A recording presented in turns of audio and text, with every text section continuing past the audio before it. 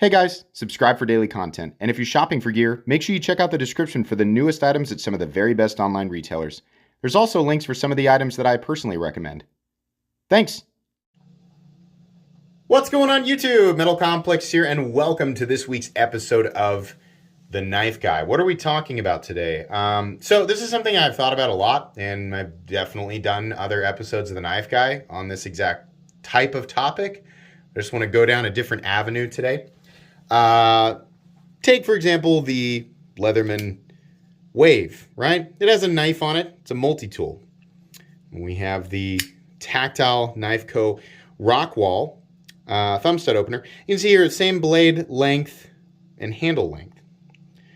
To the common non-knife person, if you show this to them, this would be a weird thing to do. Hey, what is this? What would you call this? They're going to say, even if they see that it has a blade, right, they're going to say, well, it's a multi-tool, right? That's what they're going to call this, or a tool. There are a lot of those people, a lot of them.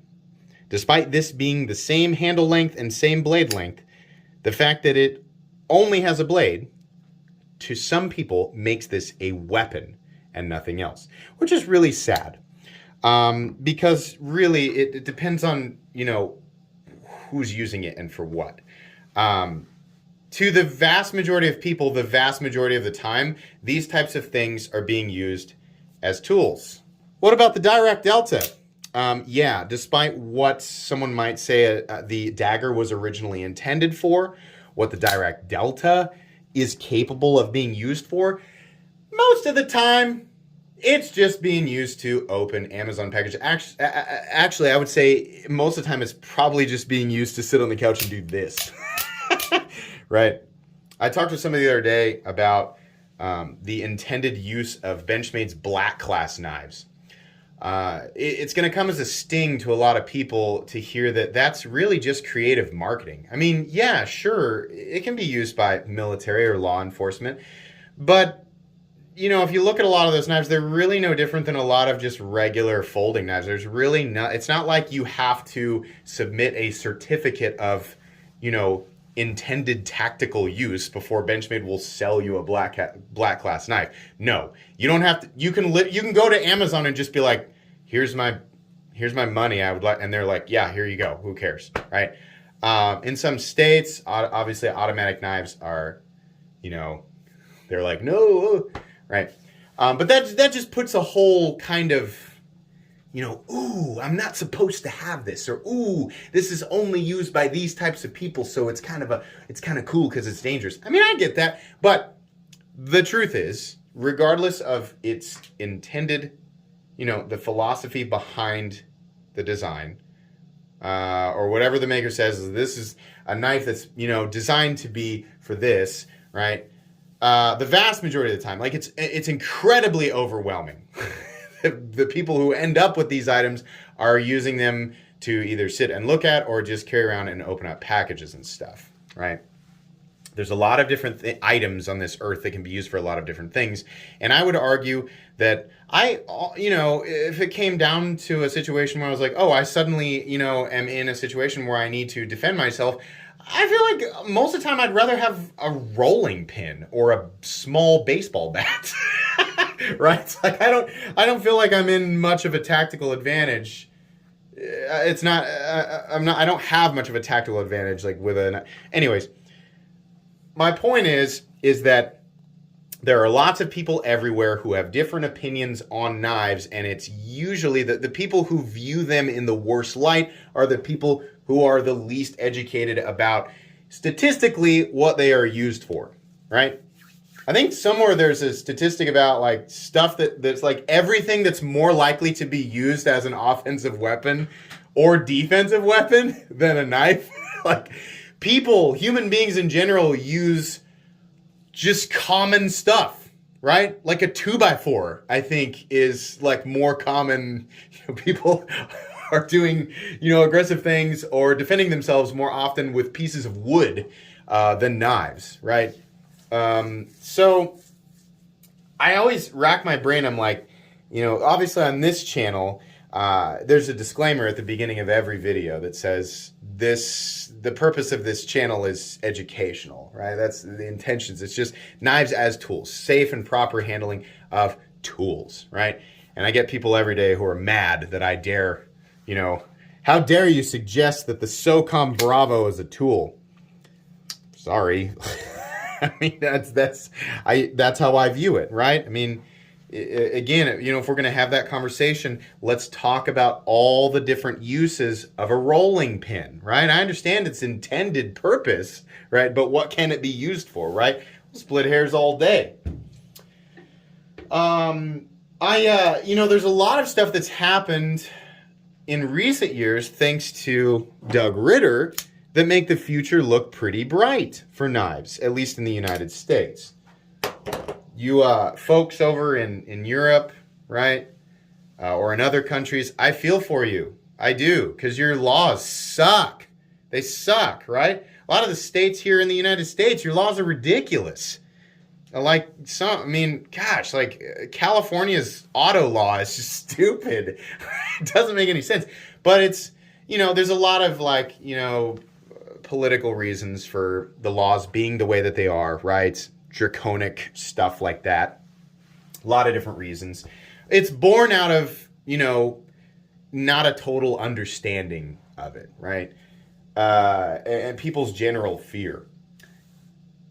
Nick Shabazz said something the other day, and it dawned on me. I was like, oh my God, this company, as much as I disliked this company, they are actually doing something in a roundabout way that could potentially help the knife community. Who's that company? The James Brand Company. Hear me out. He said something. It was in, I think it was in the Barnes review. I went back and watched it. I do a lot of the same stuff you guys do. I pick my favorite knife-related YouTuber, which long before I started my channel, Nick Shabazz was one of them. And I just put something random on because I like listening to knife content, right? I want to listen to my own content. I want to listen to somebody else's content. And he talked about how the James Brand Company is, what they're doing is sort of targeting people who aren't knife people and presenting pocket knives as elements that go along with a lifestyle that someone who is not a knife person may have already adopted. And so they're like, oh, I might need this as part of my lifestyle. Now, the problem with a lot of James Brand stuff is they're overpriced, and a lot of their stuff is the materials are not super great for what you're paying, right? So it's kind of frustrating, but they are appealing to a crowd that exists outside of your common knife person, right? A lot of knife people are elitists and gatekeepers. They're like, no, guard the gates, keep it right. Like, you have to be a special person to end. No, that's dumb. We should always be welcoming to new people. In fact, I think that's super healthy. The benefit of what James Brand is doing is they're reaching out to people who might even have initially been fearful of pocket knives, and maybe getting knives in the hands of some of these people and helping them realize, like, oh no, knives are just kind of it's kind of cool, it's kind of fun, right? I got a pocket knife and use it to cut stuff, and they kind of get that joy of just having the thing and just enjoying it. It's funny, like, knife people do this. We just sit down and we do this. Neat. You've all done that. We've all done that. We just do that, right? It's not like we're looking at it like, oh, I could do harm with this. No, that's not what most of us are doing, right? Most of us are just like, cool, like, look, look how that button looks. Like, it's just neat, right? And then you deploy it, and then you just look at it. I mean, I get it. Yeah. People invited into this world, they do that. And it normalizes the object for those people. In one way of thinking, it's like, oh, that's the answer to this. Normalize it to as vast a population as possible. And then we're less likely to have these things viewed as weapons or feared, right?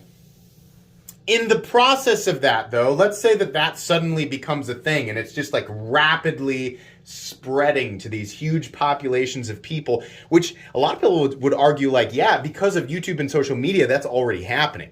And I'll tell you right now, the knife world, the population of, generally, like people interested in the hobby of enjoying knives or pocket knives is, oh my gosh, it is way bigger now than it was just 10 years ago or 10 years before that. Pocket knives have always been a thing of interest, right, for a lot of people, but oh my gosh, it's huge. Big deal now. Big deal, right?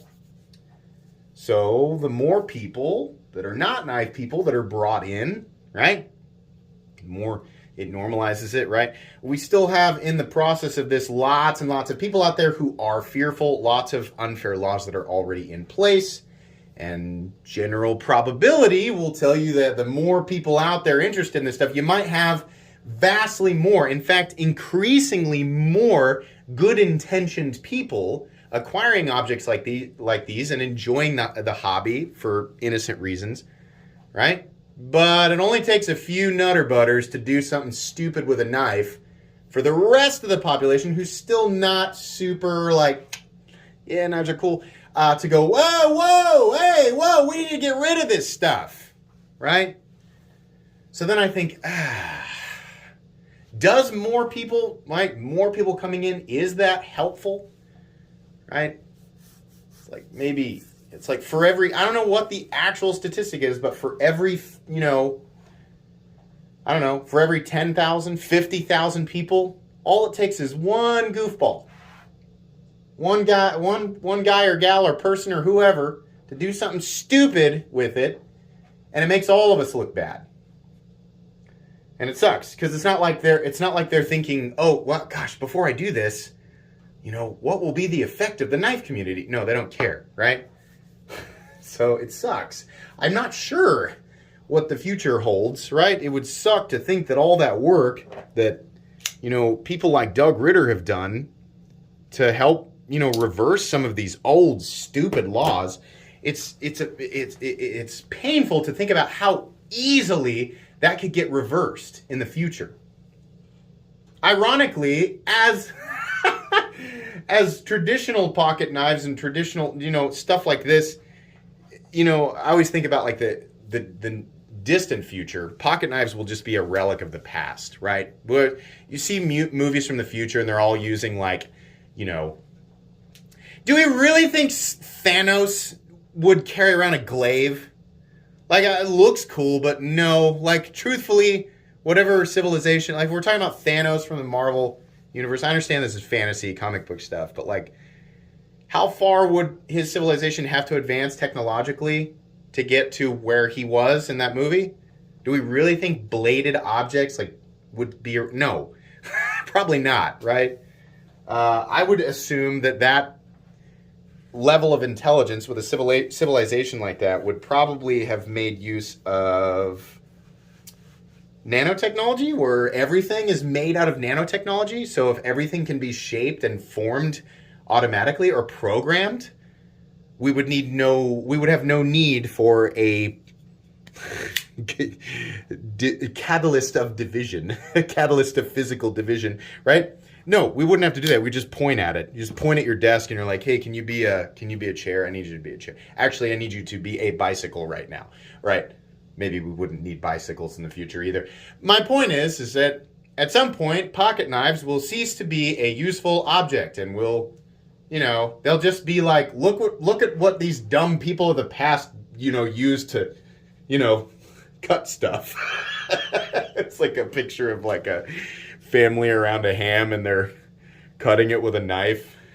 They teach it. They're like, this is what ancient people used to do for some reason. It's funny to think about. And I imagine what would be even funnier is that, future civilizations will look back and go, at one point they outlawed these things because they were like, this is way too dangerous. And they'll all laugh, right?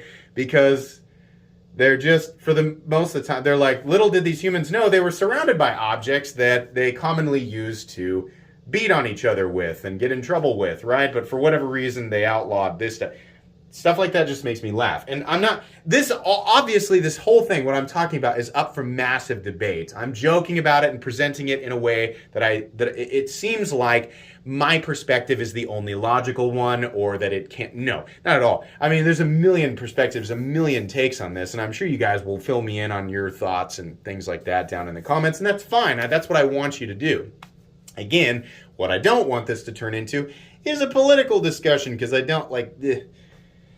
Then you shouldn't talk about stuff like this, because that's all you're doing is inviting it. I know it's my fault, sorry. Yeah, so I don't know. Like, part of me, this channel's mission from the beginning has been to inform, to be open, to be helpful, right? I mock my audience a bit and I joke around, and sometimes it doesn't seem like the most inviting channel. That's the mission, though. Behold the interesting world of pocket knives. We're not all crazy people here. We kind of just like this stuff, and it's actually pretty interesting. Come on in. Come here. This is pretty cool, right? Can't tell you guys how many times I've been fortunate in my life to take a friend who is aware that pocket knives exist, right? But doesn't carry one. I say, do you carry a knife? And they say, yeah. No. Why do you carry one? Do you really feel like, you're going to get attacked, or and I'm like, that's not why I carry a knife. And they're always shocked to hear that. Always. How many times have you said that to somebody? People say, why do you carry a knife? What are you planning to do with it? And you're like, that's not why I carry it, to cut open boxes and stuff. And they're always, that look on their face, they're always just, well, golly, I hadn't considered that, right? It's funny. Most, not all of my friends, but I would say the majority of them just go, okay, whatever. They just accept it. Some of them become interested, and that's the best. They're like, oh, that's cool. So do you have, what do you, what do you have? Okay, well, now I kind of want one. What do you recommend? And you start them off with, something like this. And then they start to see the benefit of it. And they're like, wow, that's pretty handy, right? And then they realize... they start to carry it for essentially the same reason that you said. Yeah, they're not really, it's not really about, for some people it is a self-defense thing, right? And that's fine, right? I guess it's better to have it on you than nothing. I'd rather just run. I think I'm in the line of thinking that it's another thing that your adversary could get a hold of and use against you. I'd rather run. Honestly, I'd rather just run a million miles away and call somebody who's better equipped to deal with it, right? Yeah, they start carrying it for the same reason that you said, right? And then they're like, yeah, it's just nice, to have a knife that, that can cut little things open instead of having to look for a stupid pair of scissors. God, I hate scissors so much. Stupid things, man. I've had so many friends in my personal life tell me, and a lot, here lately, I just give stuff out. I'm like, here, carry this. And they always tell me the same thing. This is great. I love carrying it. I love using it. Then they get more interested. I have a few friends who have become collectors, and it's just cool to see people evolve into that enthusiast, mindset. But whether they do or don't, I still feel like the healthiest outcome, as much as I'm aware of the numbers thing, the more people, the more likely somebody's going to do something dumb, right? Still leaning towards the mindset of it's healthy to invite new people in, to normalize pocket knives, right? Or to, spread the whole idea of, hey, these really are 99.9999999% of the time being used as tools, and they're pretty convenient, and they're kind of neat. Sure, they can be a little bit dangerous, and you got to be careful so as not to cut yourself, but they're really just kind of handy, day to day. I feel like that's the best, I don't want our community to be flooded with normies. Oh, normies. Filthy casuals that don't know anything. All of us were filthy casuals at one point. In fact, I kind of still consider myself a filthy casual. I kind of, take pride in it. I don't have the time or energy to take anything that seriously as I take this, right? I think the most important people in the knife community are what some people who would refer to as filthy casuals or normies. Yeah, well, we want them here. We do. Definitely. I feel that that's a good thing. I don't know. It's been 20 minutes. Should we open all these up? Vero Synapse XL, newly equipped with Damascus clip and backspacer. Shirogorov F3 NS. Carbon plates, bronze clip and backspacer, M390 blade. The new Reich and Microtech SOCOM Bravo. Very nice knife. Spyderco Para 3 in Maximate, outfitted with RGT skinny scales and an MXG deep carry clip. We have of course, the classic Ontario Rat 2 in D2 steel. The new Microtech UTX 85-2 signature series, which is the same as the one with some fancy texturing. The Tactile Knife Co. Rockwall in Magna Cut, and this is the thumb stud edition. We have the Varga VBR with Mokutai clip and backspacer and a Damasteel blade. Ooh, fancy.